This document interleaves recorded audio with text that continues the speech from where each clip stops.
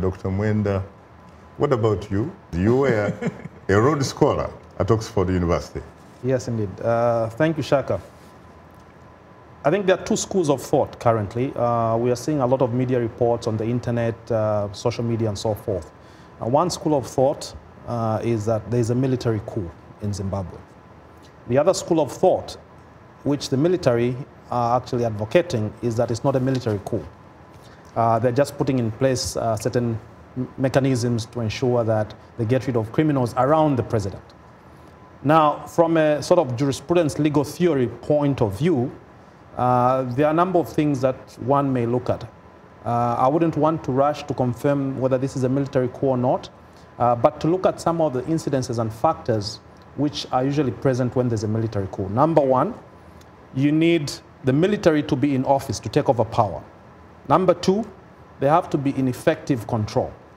The question is, are they in effective control? They are what we call pillars of support in any state machinery, the judiciary, the police, the defense.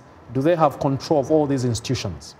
To me, it would be as if President Mugabe has just taken sabbatical, is on leave. They've openly conceded that they are not usurping powers of the president. They are simply aiding or assisting the president in a situation, for example, where he can be incapacitated. In fact, they continue, for example, to address him as His Excellency, the President, Comrade Robert Mugabe. And the Commander of the Armed Forces. And the Commander of the Armed Forces. Correct. But do they, in fact, take orders from him, from what you see? Now, the other issue, Shaka, is that they are not operating within the confines of the Constitution. Because if you look at the Constitution, it's probably the Vice President who should be deputizing the President, not the military. Correct. But in the event of a situation like this, is a very novel situation. Typically, military coups, when they happen in a flash of a moment. The Constitution is suspended, and quickly there's an announcement that there's maybe an interim government and so forth. But this hasn't happened in Zimbabwe. It's moving a little bit slow.